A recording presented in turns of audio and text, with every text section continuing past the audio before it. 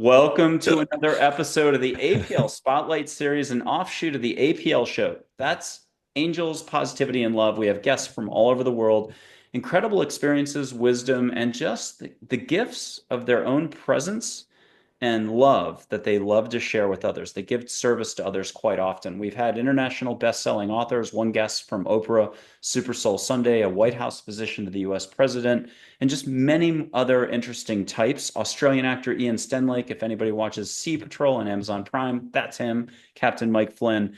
But we also have a ton of healers or traditional psychologists, therapists, and others who, again, are helping others. So it often becomes an interactive show towards the end, so you never want to check out early. That's when the action happens, and you too can participate. So don't have any limits. At least give yourself a break. Ask the universe to step in. You can catch lit sage, see light, maybe even hear or feel and see an angel. Check out the comments and leave a comment.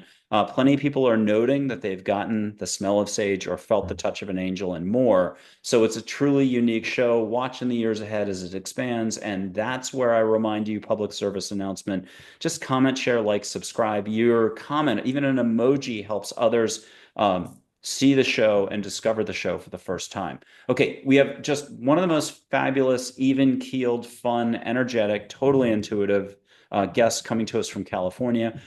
Kevin Russell, intuitive abilities galore, but very formal in terms of how he helps others. Transformation guide, author, quantum consciousness guide as well, or coach.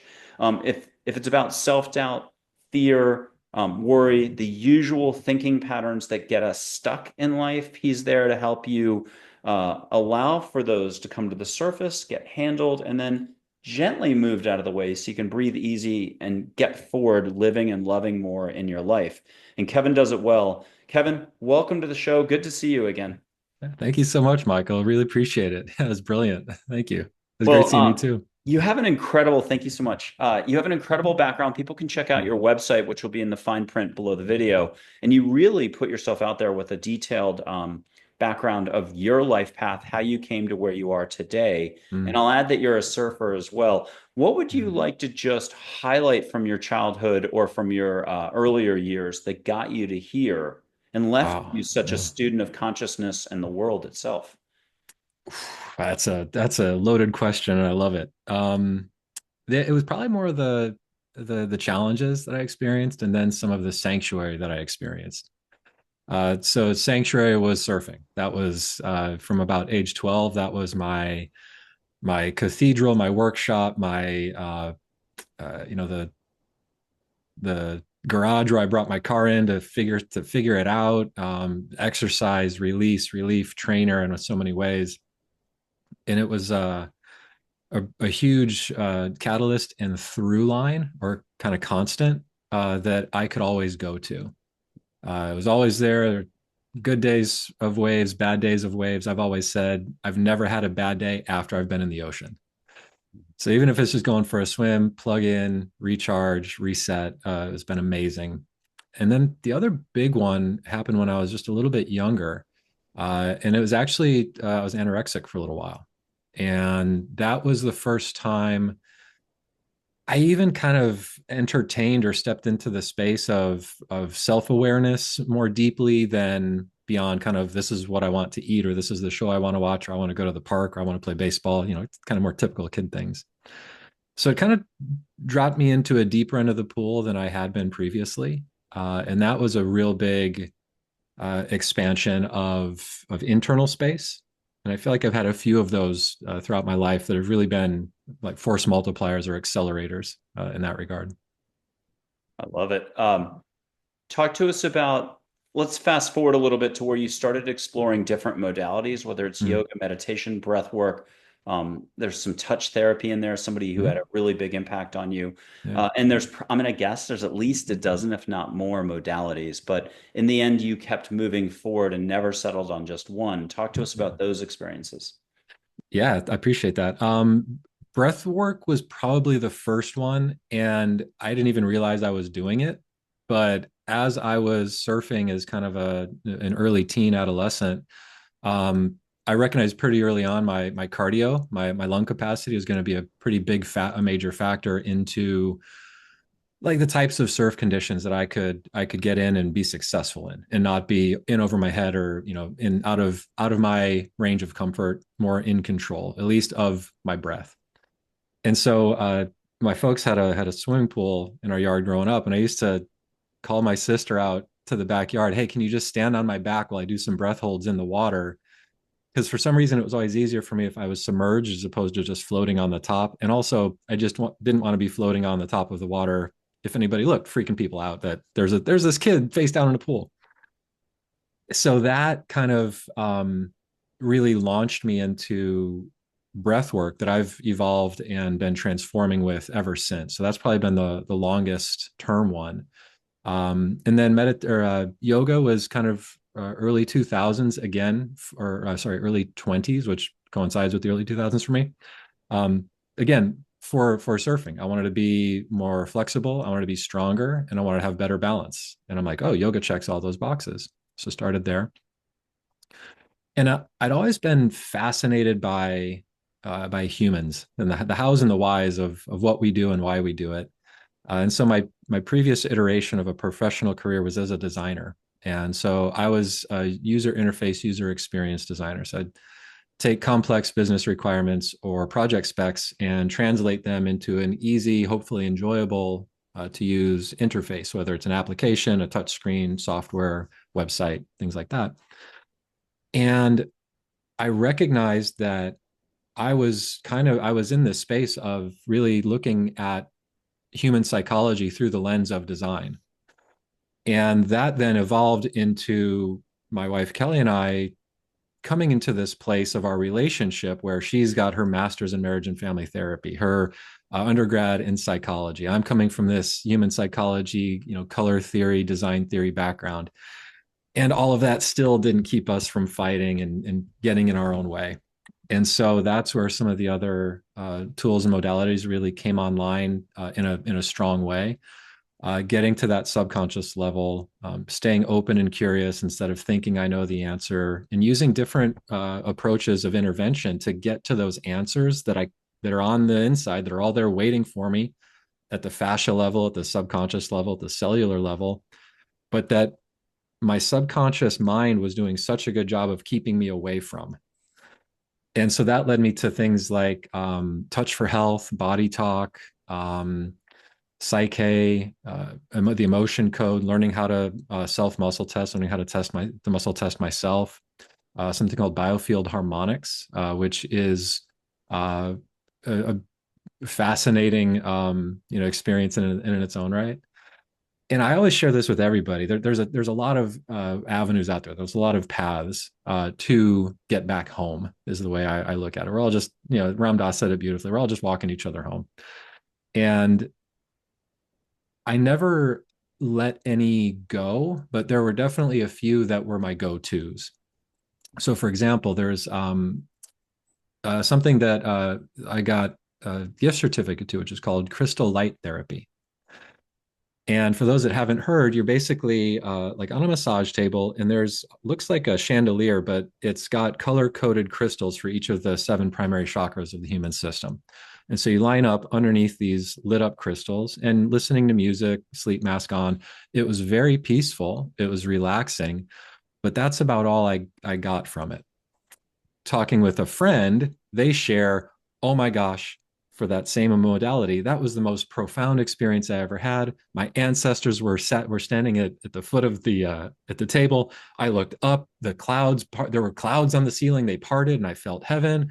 And I was like, wow, I didn't have any of those experiences, but I'm so glad you did. And so that's why I find it's so important to try a lot and then never kind of say no, that's not for me, and never say, oh, this is my only one, because that just really kind of shuts us off from the flow of things. Oh, I love it. Story Musgrave, the NASA Mm. astronaut, said, getting out of the comfortable path, that's what exploration is all about. Take us just one more step further on your landscape. Did you do some travel geographically, Mm. or were there some teachers, leaders? Was it just you caught Thich Nhat Hanh in LA or San Francisco that day? Were there a couple of those moments abroad or domestic that really also impacted you?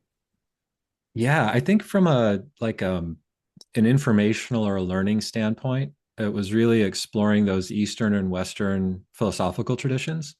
So like Taoism, Stoicism, um, Marcus Aurelius, the Art of War, the Bhagavad Gita, and really looking at it, Plato's Allegory of the Cave, the Oracle of Delphi, just a lot of really good, intriguing stories that I came across. And I feel like I just kind of like I put them in the back pocket. There a couple things clicked. Um, but it's funny that it was actually my kind of frustration with a lot of the prescriptions that I was hearing kind of in mainstream wellness or spiritual camps that really kind of launched me into exploring additional avenues. Because what I was hearing is, well, you just meditate up to 8 hours a day, say your mantras or your affirmations up to 800 times a day, and that should keep you okay. I'm like, that doesn't sound fun. It doesn't sound invigorating. It doesn't sound enlivening. It sounds like a slog. And so it was really once we kind of got the tools that really resonated, it was a journey of self exploration and self discovery in the sense that I kind of by and large just stopped thinking. I came across some research that suggests about 95 to 98% of our thoughts on any given day are a version of something we've thought before. It could be a comparison, a judgment, a desire, a hope, a dream. And about 85% are trend towards the negative. Again, it could be a comparison, a judgment, negative thought about ourselves, negative thought about someone else. And so I got to this place of just questioning, why am I listening to anything going on in my head if that is how much the deck is stacked against me? So I just started muscle testing everything: what shirt to wear, what I was going to eat for lunch, what show I wanted to watch at night if we are going to do that. Do I want to go for a walk? Do I want to go for a run? Do I want to go for a surf? Those two, do I want to work out in the gym?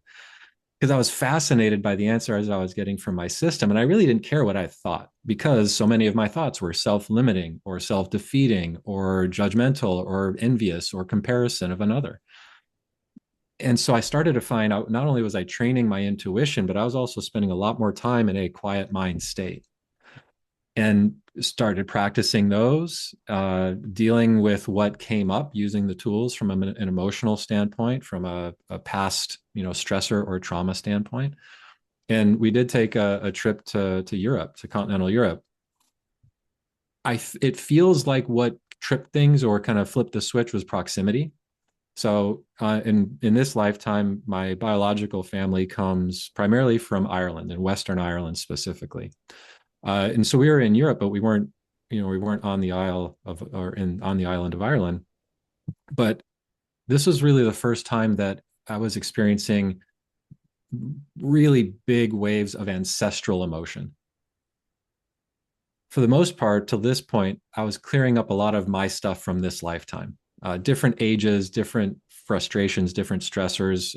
Very grateful and honored to be on this journey with my life partner, with my wife Kelly. And I remember one afternoon, because we were chipping away at it, like, oh, I remember this one, or this thing happened at age 13. Yeah, that really sucked. Let's really stress around that.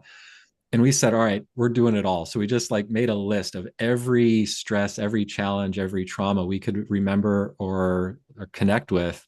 And we just went through them one at a time. So we were really taking care of this lifetime of stuff. So we go on this trip. I'm looking forward to it. First time we've been on an extended trip for a long time. Really, first time we'd been on a bigger trip with our daughter in this way, outside of kind of family trips, family vacations, holidays, things like that.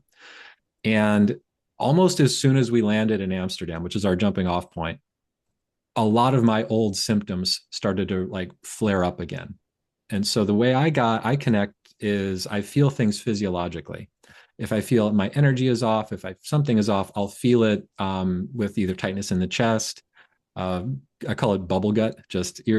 Now there's all kinds of terms: irritable bowel, leaky gut. But I've been dealing with food sensitivities and things my whole life, pretty much. And so it was almost like a canary in the coal mine. And so these symptoms flare. I'm like, what's going on? So I'm just working my process, using the tools to connect with what is contributing to me feeling this way. And it's just ancestral, ancestral, ancestral, all on my mom's side, pretty much.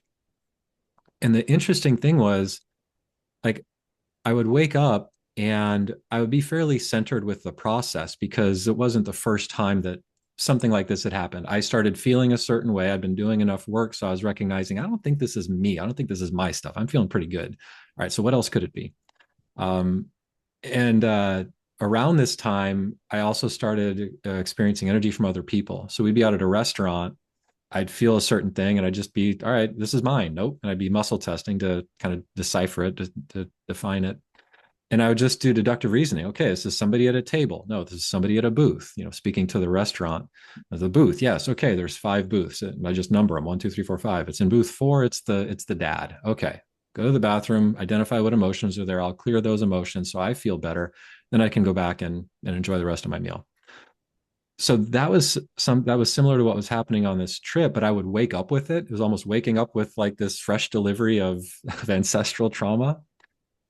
And as I was working my process and connecting with how many generations back it was, mom's side, dad's side, like I mentioned, it was all on my mom's side. And if it was masculine or feminine energy, and then what emotions were there, in my mind's eye, I was being dropped into these experiences that it felt like I was connecting with. And to your exercise or to your offering in the beginning of us being in a location where certain sense or sensations necessarily shouldn't be coming to us, or we might not expect to be experiencing them, but there they are. I was dropped back into like a low thatched, like hut roof. I could smell the stone of the walls. I could smell the wood in the fireplace, the lintel above the fireplace, the earthen floor, as if I was in the room. Another connection was an imprisoned relative, is what ancestor is what I felt. Yeah, we call them truth bumps, where you get a full body shimmer of kind of a sensation. And I was connecting with like the deductive reasoning, the inquiry, and it was like when it was a hit, when it was something like that's the answer, that's when I'd get dropped into these like almost like Ghost of Christmas Past, kind of like I'm there but I'm not there type of things. So in the jail, feeling that almost wet limestone, like a real dank kind of metallic scent, and I felt I'm sitting on a balcony in the end of September in Greece, and I'm feeling the chill of a dank kind of dungeon in Ireland in 17 generations ago, something like that. So that was our first trip to Europe, and then another trip to Europe a couple of years later, still working my processes, still doing my thing, feeling better and better. If stuff comes in from other people, I'm not worried about it because I've been practicing with it. And then the second trip to Europe was I actually was absorbing energy from places, and I was like, I got to get out of here. This is feeling too intense. Same thing. Went back to the place we were staying, worked the process, but at this point, I call my connection source, and I feel like it's hyper personal. So whatever works for you as the listener, whether you call your connection to the energy that is greater than our individual signature, but we're all connected to source, spirit, God, the universe, Jesus, the divine, super conscious, super Kevin, super Michael, whatever vehicle we take to get there doesn't matter. It's the connection that matters. So I've been practicing. I was raised Irish Catholic, so I really moved away from organized religion. I still had some resistance, and I got back to the place. I cleared the energy. I felt the relief. I was like, oh, thank goodness. It was real uncomfortable, and I had this hand wringing moment, and I was like, what more do you want from me? Like I'm walking with Source. What more do you want? And I literally heard in my head, yes, but are you allowing Source to walk with you? And like universal mic drop, light bulb went off. Finally, the poem or the plaque that some people have on their walls, a lot of times Christians will have that about the footprints in the sand. Finally, I was able to look at that idea through a lens that worked for me, and I had this expansive aha. Okay, I get it. I understand. It's an energetic exchange, and again, this is my interpretation. This is how I made it work for me. This is an energetic exchange, a consciousness awareness exchange. And it's not that I or what I perceive as Source is doing all of the lifting. It's more of everything is co created with everything else. And so that's kind of the tip of the iceberg of some of these extracurricular experiences I've had.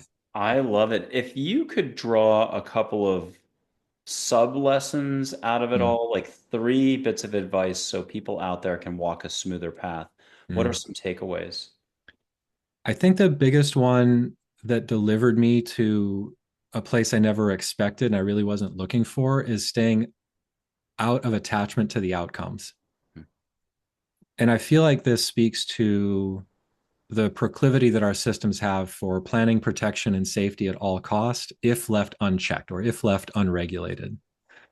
And in a certain way, my journey to this point was kind of selfish because I was just working on myself. I was putting my head down and I was just chipping away at it one day at a time, emotions here and there, some bigger processes here and there, some Satori breakthrough, aha, micro enlightenments along the way. But I never had an intention or a goal of where I was going. I just kept feeling better and better with each step that I took. So I wasn't worried about the destination. The journey was more than enough. So I'd say number one, release all attachment to the destination as you are in pursuit of things that are helping you feel better in this moment, whether it's better feeling, better thinking, better emoting, better relating to others, better relating to ourselves. Just take it one step at a time because otherwise we're gonna miss things along the way if we try and take too big of a step at one time or try to find the cheat code or the accelerator. Uh, and the other thing is there is no destination. This is we are eternal beings. We are eternal energetic beings having this transient human experience. And to that point, it's like, what are we racing towards? Like, so release attachment to the outcomes would be number one. Um, Personal responsibility and personal freedom to me are paramount because I feel personal freedom is a intrinsic desire of all humans, a freedom of expression, freedom to create, freedom to explore.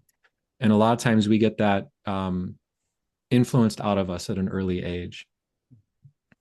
Uh, and then if there was a third, this is another big one. I really would hope that everybody can recognize, and this is something that could springboard us into a deeper place, um, wherever we are on the journey, is that we are all not our thoughts, we are not our emotions, and we are not our reactions. And so often we get trapped by those expressions, and then our beliefs come in, and our beliefs start getting in the way. And a lot of what that all of those items do is just distance ourselves from others and ourselves. So looking at it through more of that lens of looking at it as the infinite game. And this is only a game that we play with ourselves on the inside. How much longer am I willing or am I going to allow these negative thoughts to keep running amok? How much longer am I going to let fear and judgment or comparison keep me stuck in these patterns that aren't serving me and that they're making me sick and in states of dis-ease?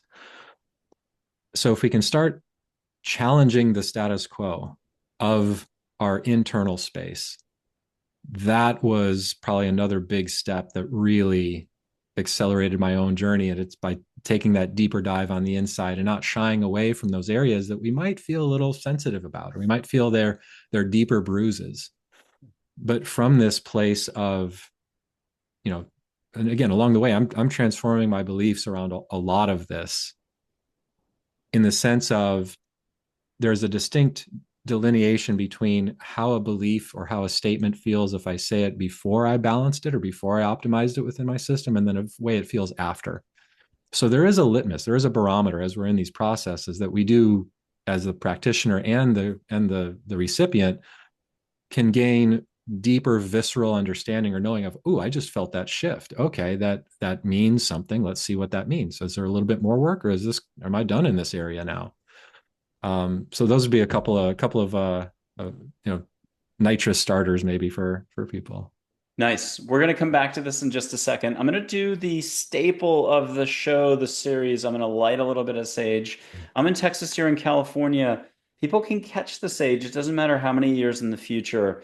There isn't as much time and space as you think. Think of the university class. The professor, 1 hour was really boring and it felt like 4 hours, or really good and it went by in 15 minutes, or the vacation that went by in 2 days. You go back the next year and it felt like 2 weeks, and yet you were only there a week. So what will you allow for is the rub daily, but today just catch a little sage smoke. You Mm. don't have to worry about how to do it. It's what Kevin said earlier about being home. Your heart's home. Just be in your heart, ask the universe to do the rest. Angels, loving beings, whatever you want to call a little extra help, or the sage itself. And you're already getting sage in California. Okay, Just got a little whiff.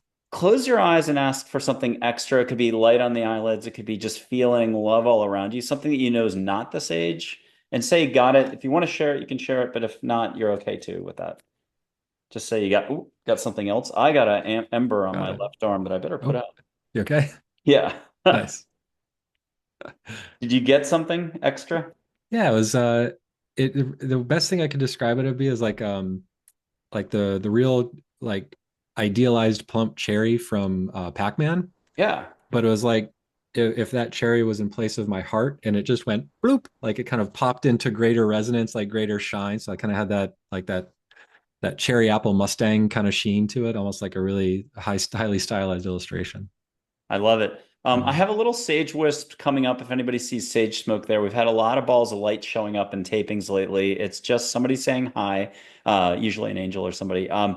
I'm going to put up Joy and Dolne for a topic, and it'll be one of the topics you would have already brought up. But Mm, just get something, whether it's from them or a little voice in your head or your heart singing. We got to cover this mm.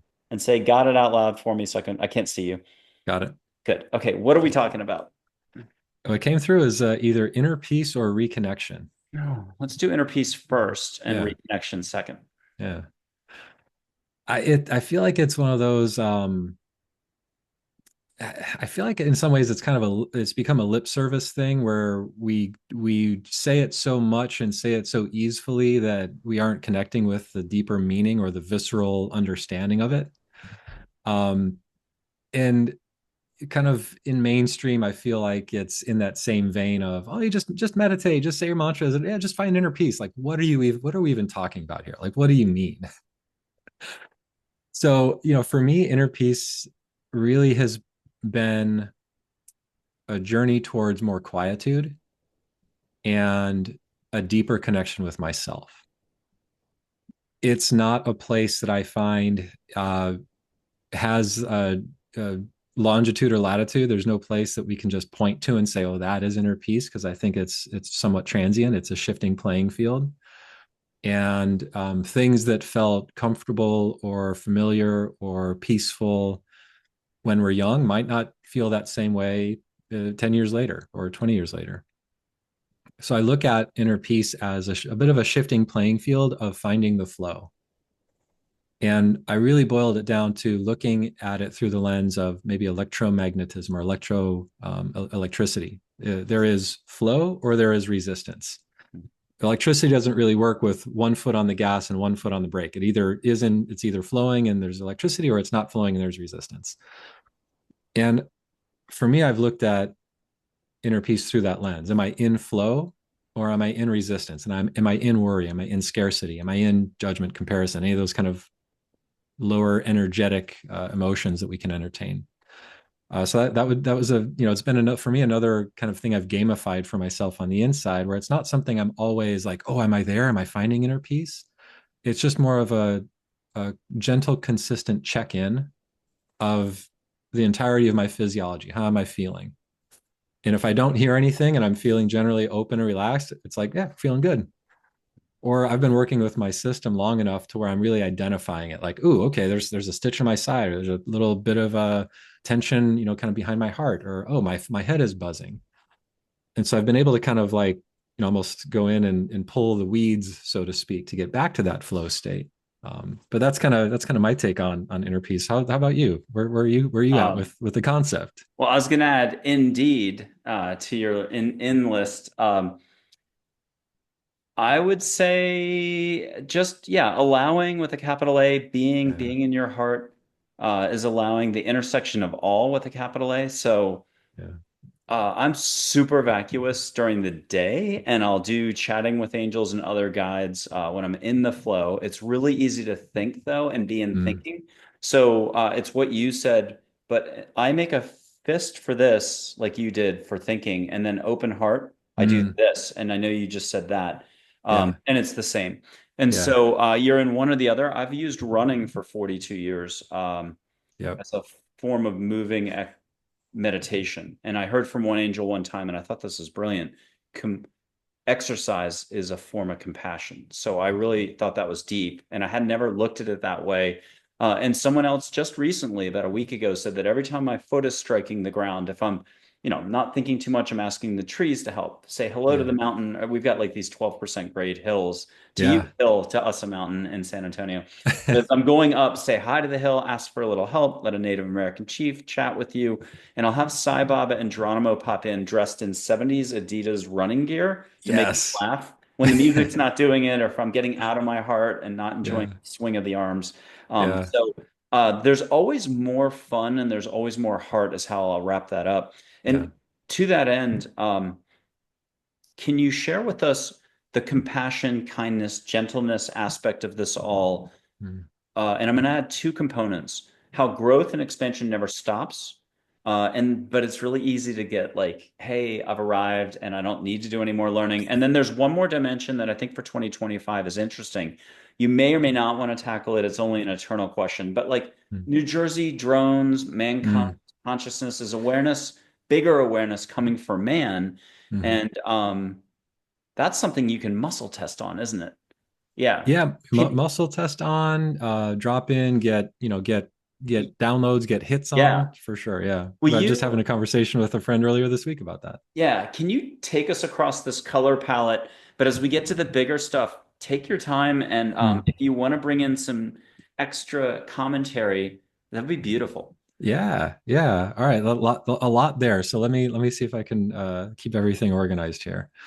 Um, so yeah, I think the biggest pitfalls that we can stumble into on this self expansion journey, self reconciliation journey, reconnection journey, uh, is that hubris space of ego. And I was pretty insufferable in retrospect, um, for a hot minute after I had my big experience in 2019. Um, and it was also a thing of like I did it. Like I did the thing. I got the golden ring. Where's my gold watch? Like I did the thing. I can retire now. I got there early. It was in my early 40s. This is great. Oh, the rest of life's just gonna be so smooth and easy. And then I had channeled the book that I wrote in about 2.5 weeks, between Thanksgiving and Christmas that year. And then I got more reinforcement. Oh, you did the thing. It all is coming to you now. And I'm like, okay, great. But the manuscript was pretty much it was written as it came through, which was all caps and a lot of exclamation points. And so it's like, oh no, now you need to do the thing. You need to do the human thing. You need to meet the divine or the 5D or the universe in the 3D in order to create the thing. So I was at that place of spiritual ego or developmental ego when you get the skill or you break through and you think you are the bomb. You think, oh, I learned how to ride a bike. I can tie my shoe. I can even blow a bubble. What do you think about, it's like we get that notch in the belt, and then we start feeling better or feeling good about ourselves for an accomplishment or an achievement. And then shifting to the recognition that even though in my experience it was a massive satori, massive light bulb, massive turning on, it was just another blip on the radar, just another um, uh, you know temporary particle in the field, of waves. And it was the beginning of something new. It was another new beginning. And right around that time, I came across a Zen Buddhist quote that stuck with me. It's one of my favorites, and it really has been a blueprint for me in operating in life. And it's before enlightenment, chop wood, carry water. So do the thing, work the process. After enlightenment, chop wood, carry water. So the more things change, the more things stay the same. Keep it simple, stupid. You use the processes because you've just hit another layer of expansion and you are still in the earth suit. You are still in this very powerful body who is going to continue to do its darndest to keep you safe. And so that would still to me comes back to that really hyper personal relationship with our source, with our body, with our experience, with our identifiers and beliefs. So getting out of that moving beyond the labels has been a really big one for me as well. And a lot of times we connect with something and then that's where we stop, to your point. Like, oh, I learned my love language. Cool. I'm going to use that and force everybody into that box. I learned my human design number. Oh, or my configuration. Or I learned my Enneagram. And instead of using it as a signpost on the road to continue refining our journey, a lot of times we hold that thing up as the thing. Interestingly, with love language as the example, I think learning our love language is a brilliant exercise. It can be a fun experiment, a fun quiz to take. And I think it's also important to recognize when we identify our love language, all we're really doing is identifying where we have experienced a deficit, or it's a bruise that we are carrying with us. So if we're looking internal, external, is it fair for us to demand from others to fill a cup or a bucket that we have on the inside that we feel has been depleted with something that they might not even know how to give us because it's not their love language? And love languages, that's Chapman, right? I think so. I'd have to look. It's a Yeah. series of books, though. I mean, not the original one was the big one, and then he did a few Yeah. more offshoots. Okay. I think so. Yeah. Yeah. Right. So it's one of those like, yeah, it's tools along the way. It's fun things along the journey, but let's use them to recognize nothing that I connect with has anything to do with anybody else. Everything is for me. So what is for me in the identifying this love language? That's where I can do the work. That's where I can focus. So I'm not requiring someone else to fill up my cup so I can be functional. I'm taking care of myself. I'm active in my own rescue so that as I'm coming to more of my wholeness, I can connect with others that are coming more to their wholeness. And everybody has a better time because we're not forcing somebody to be a certain way for us to feel better. We're feeling better on our own so that we're more available then to be in that same space with others a little bit more effortlessly. I love it. Okay, keep going. This is Mm, this is good. You're on trajectory here. let's see. All right. Can you give me that first bit of the Sure. prompt one more time? Kindness, gentleness, Oh, compassion is a yes. component of this as we're Yes. letting go and the growth and expansion never stops. Plus, the eternal questions or the opportunity for growth for mankind at that Yeah. level, more awareness coming in. Kindness, gentleness, and expansion. I feel expansion is arrived at through kindness and gentleness. And we again, I stay away from absolute language, but it's very important that we practice those things for ourselves in order to be able to hold space for others in that same capacity. And so often we're conditioned and programmed into behaviors and habituated patterns and beliefs about ourselves or others in life where we feel that is unavailable to us. We don't deserve it. I can do that for others, for friends, for family, for my kids, but I can't do that for myself. And to me, it's like, well, if we can do it for others, then we do have the ability to do it for ourselves. There's just something getting in the way. So let's find what that is. And it can be a few things. And a lot of it is generational. Like our parents were never afforded space or even like a voice a lot of the time. Children are supposed to be seen and not heard. Um, you know, oh, you think you're crying? Wait until your dad gets home. He'll give you something to cry about. A lot of these kind of mid-century archaic expressions of discipline and control, which really come from fear, completely override our natural proclivity towards cooperation, towards more exploring more generosity and making sure that everybody has enough in their cup as opposed to looking at it through the lens of how does everybody else have it right now? Because I need to make sure I have more.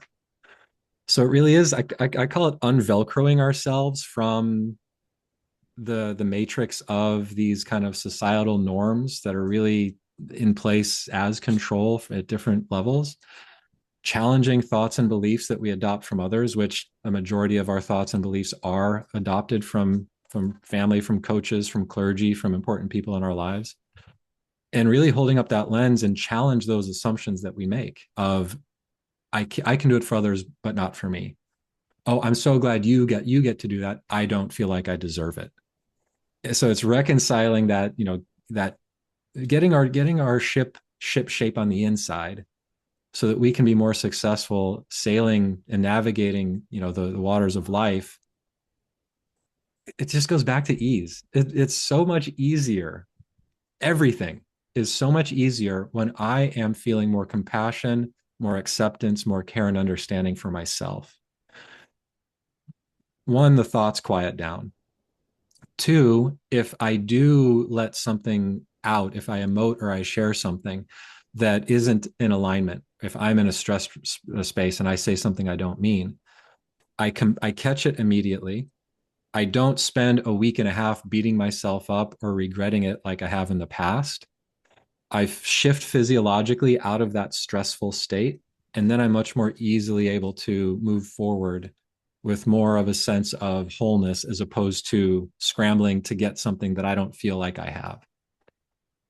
So it's an inside out equation, and the easier it becomes for us, that care, compassion, the more effortless we can see ourselves in others. The more we can really look at life through the lens of ideas like Sonder, which is simply the understanding that every single human on this planet is living as complex and rich and traumatic and enjoyable and challenging and abundant and expressive of a human first person best actor, best actress, avatar video game character as everybody else is. And so, from Rastafarianism, it's the I and I, seeing the I in I, seeing me and you, and recognizing every single human on this planet is doing the best they can with the tools they have. And this is where we get into what I call the radicals. So radical acceptance, radical empathy, and currently looking at things through the lens that right now, Benjamin Netanyahu, he's doing the absolute best he can with the tools he has. Putin's doing the same thing. Zelensky's doing the same thing. Trump's doing the same thing. They're all doing the best they can. And so when we look at the things through the lens of judgment or comparison, not only are we separating ourselves from our own humanity, but we're shifting into a place where it's more easy for us to dehumanize another, or to not to just look at it through the lens of the negatives as opposed to wanting a deeper understanding for the why behind the action. We're going to go the big picture eternal question in just a second. I'll Mm. say a couple phrases and we might take a couple more interactive steps, but everyone's doing the best they can. Love that. But also, everyone's somewhere on that consciousness curve. Oh yeah. And yeah, and there's just many different levels of awareness in man. Let Yeah. everything be your instruction. And there was a third, the oxygen mask on an airplane. Mm. Put yours on first, work on yourself, then you can shine even more for others. With your permission and no big shakes here, I'm going to show you some light on my hands. It'll be against a black background, but blue sky is number one if anybody wants to play around tomorrow. Um, and it's out of the Celestine Prophecy movie where they do it this way. Mm. But as a guest from the 70s, I guess she was in her 30s in 1970. She said, we were doing this before the movie existed. In India, they do it this way. You get a dad joke, most importantly, but you'll see light if you don't mind sharing out loud what you see. But the second you do, if you can let the universe, all the loving figures come in and do extra for you, it'll be sparks, flowers, something, objects. You don't have to share the details, but just say you're getting extra wherever you fall on that. Um, the dad joke. I'm going to tell one that's hopefully going to get you to chuckle and everyone else at home. Please put an emoji down, and what you've found that you've related to most with Kevin, if you could, in the comments section. That'll get things started for other folks to see this as well. Okay, joke time. Where in a Mm. hospital is the worst place? Where in a hospital is the worst place to play hide and seek? In the ICU. And you'll see a little filament of light or a bigger filament of light. Mm-hmm. What are you seeing? It as soon as you pulled your fingers apart, it was like purplish, and now it almost was like a little bit of a pearlescent. Like uh, I'm still seeing the dark, but it's almost like through a little bit of a light, kind of opalescent filter. Okay, and ask everyone to jack it more. Let's use an American expression. Catch a lot of love and light. If you want to start feeling it through your body, it'll ripple through the rest of the week. Pure love and delight. and fun, but throw in an adjective at home that's your adjective. Let's do it your way, like Burger King, 1980s. Have it your way. What are you getting for extra? Is it little sparks, flares, a vortex, a symbol? Somebody got a running buffalo. I don't think we'll ever see that again, but two people That's got awesome. this. So what are you going to do with that? What are you getting right now?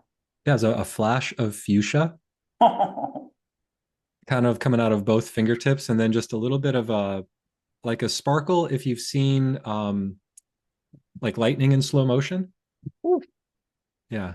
Nice. There was something else. Oh, I'm in Texas, you're in California. This is easy. I'm only going to wish you once, but I'll just start with putting my hand up. Feel whatever vibe you'll allow, and it's only my highest intent, not my thinking bill paying. I'll be back to thinking in an hour.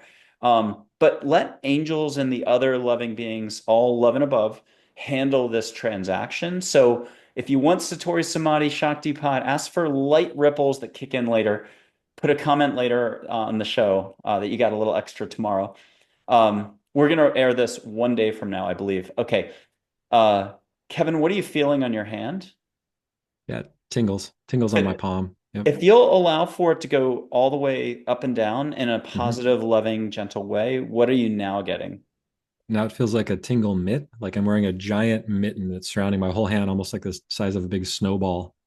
Okay, I'm gonna just do one whoosh, like one ping out of Sean Connery in The Hunt for Red October, but one whoosh, letting angels do more around you. It could be wind in the room, it could be up and down the back, but it's the desert wind out of The Alchemist. Here we go. And I am gonna blow, my microphone today is below the screen if anybody's wondering. Catch a little extra Hawaii beach ocean, your favorite. Here we go.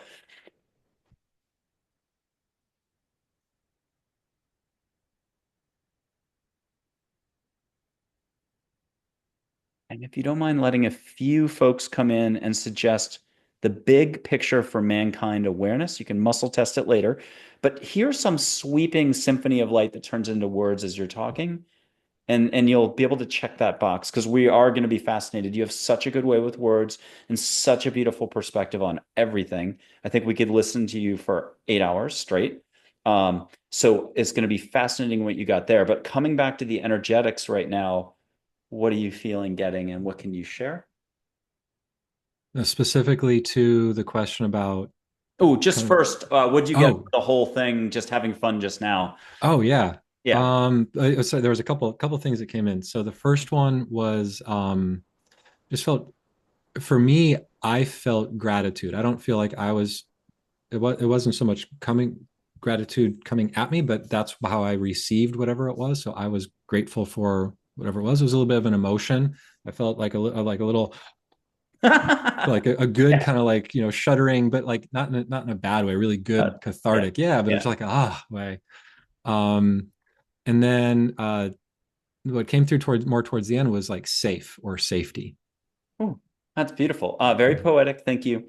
Uh, for this part, I'll pull up Dull Knife and Joy just if you need any extra. But for mankind, awareness is on the horizon. I don't think it's 2045 that we're going to have a chance at some extra growth.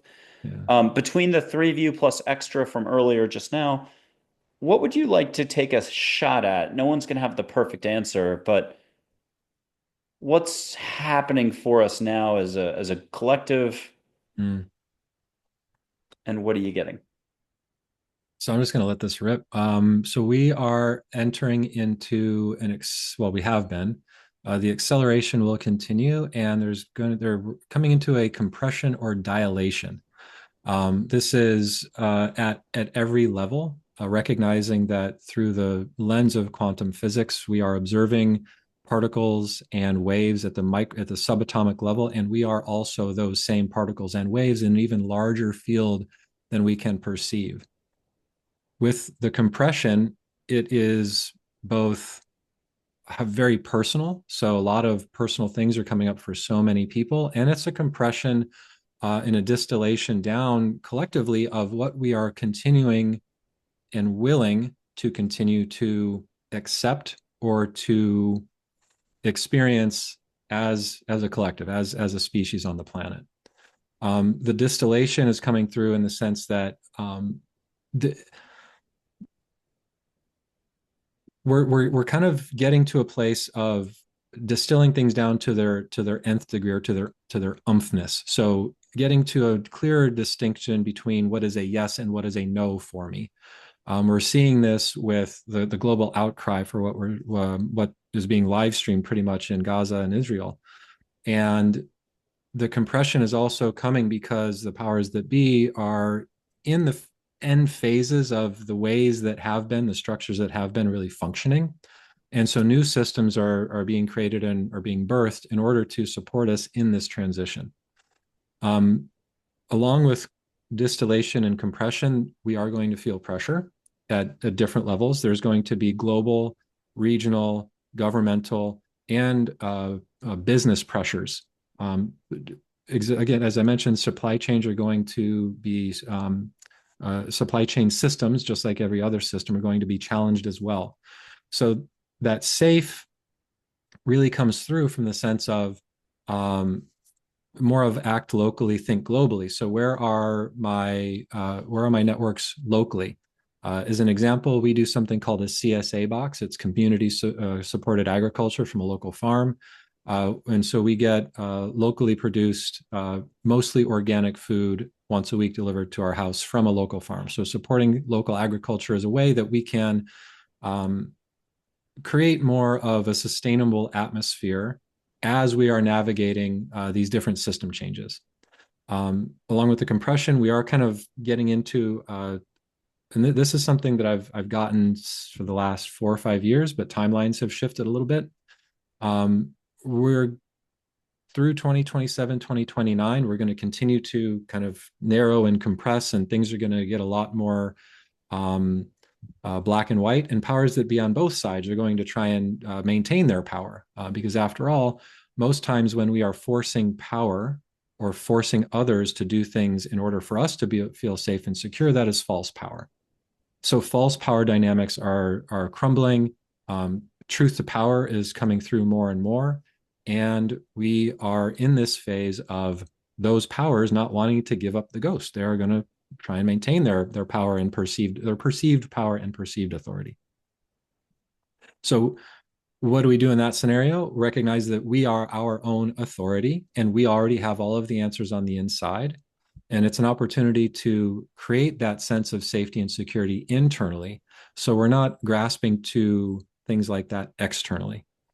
The emergence is really beginning after 2029, and it will continue. What I got a few years ago is 2032, 2034. I met with a friend this week, and that kind of timeline shifted to about 2035. That time, those time ranges have been consistent.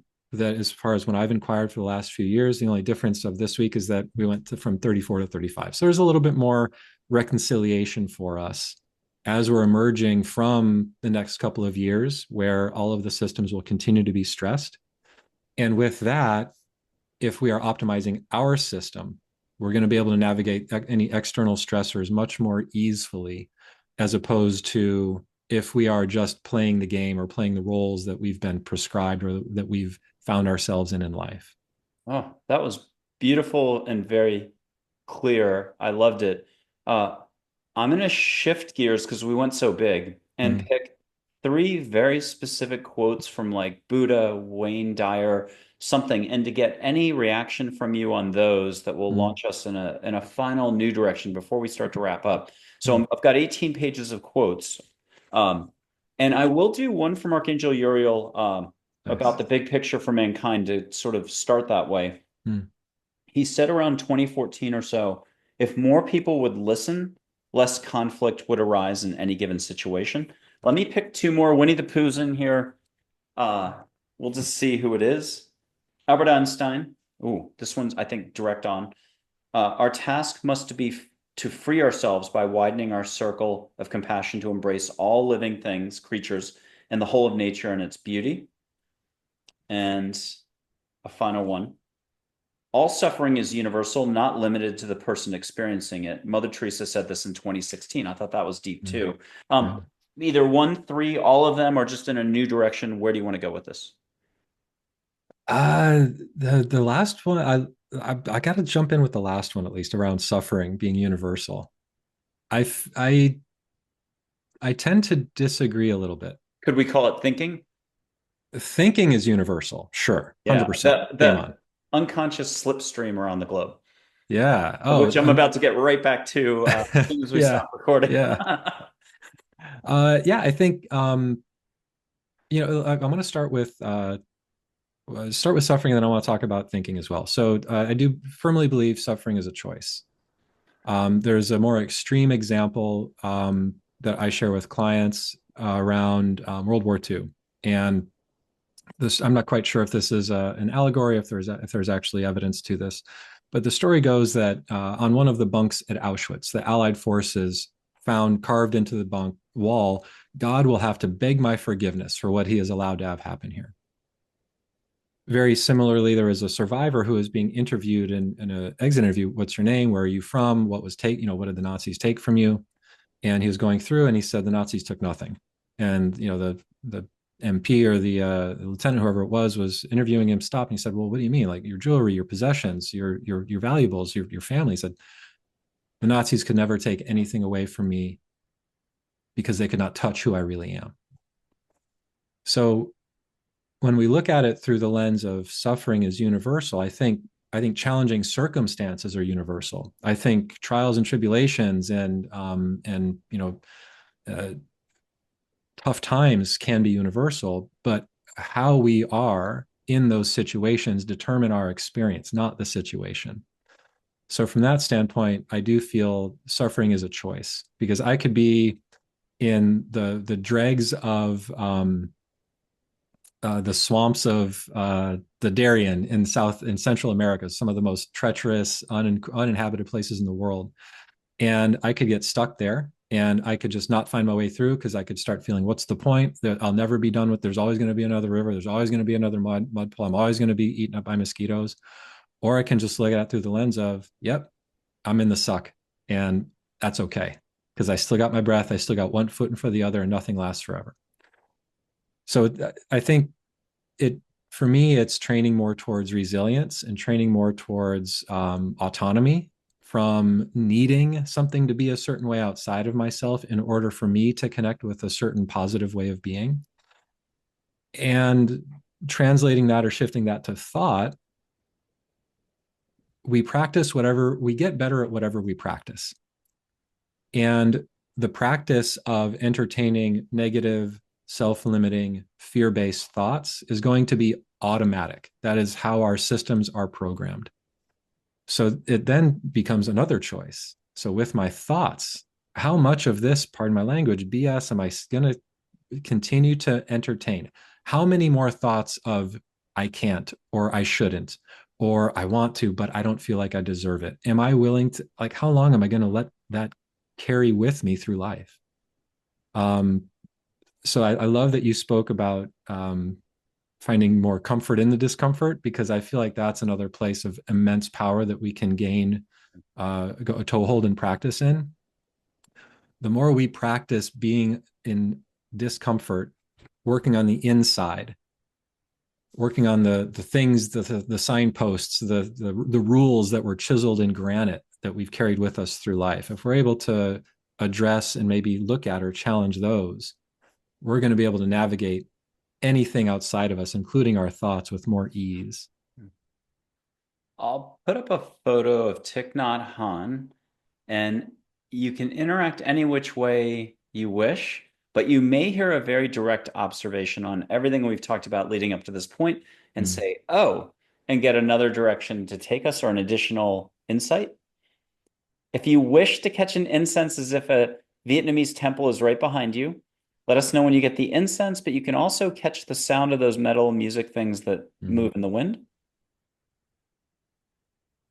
And if you do want to get an extra little hug or squeeze on the shoulder, he'll say extra hello for you. True muscle testing. How about that? Got it, got it, got it. And do you have something for us to? Okay. Yep, got it. What'd you get? It's all perfect. That's like out of The Last Samurai. With the beginning, he's like, I'm always looking for the best cherry blossom. But at the end, he's like, they're all perfect. Yeah, One of them, I love that. yeah. Okay, what's a final reminder for us all. It's Hmm. getting whooshed huge. So you've already been doing sweeping reminders for us, but you're still going to have one more to give. I'll buy you 10 seconds of time with something that Angels once said somewhere in the last 10 years. And I love this because it's the simplest thing I ever try to say. Sometimes the person next to you or a stranger just needs validation via love and compassion. A smile changes any moment. So too does laughter or a few kind words. Be compassionate to all. Do it. What say you, Kevin? What's Yeah. your reminder for us all? And please comment, like, share, subscribe, even hit that bell. And all of Kevin's details will be below the video. But what have you related to most? What happened for you during the video? Do you feel better? Put something down. A single word counts or an Hmm. emoji. Okay, Kevin, I bought as much time as I could for you. You're closing us out here. I What do you appreciate got? it.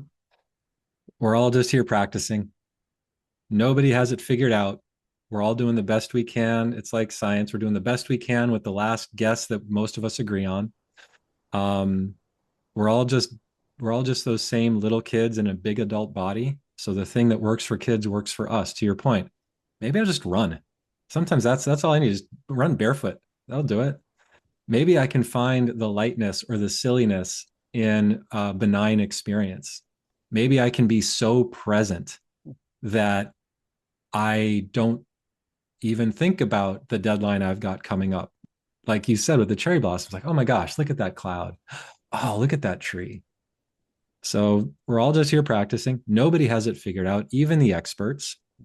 We're all carrying lifetimes of stuff that nobody knows anything about. So let's extend as much grace and compassion for others as we have capacity to experience for ourselves, which is limitless. And I think we can all just lighten up just a little bit. Oh, if you had a mantra for us, Mm, it could fit on the front of a t-shirt, but if you had to, you can use the front and the back. Can you take a moment and I'm going to put up two figures. You don't need these, but just in case you want to bounce around and you want to give us two or three, mm, this is your final creative moment.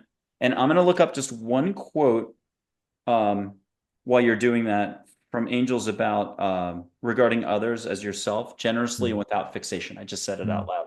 That is the whole as the golden rule and the 10 other ways you can say it. Regard mm. others as yourself generously and without fixation. It's a miracle. I remember that.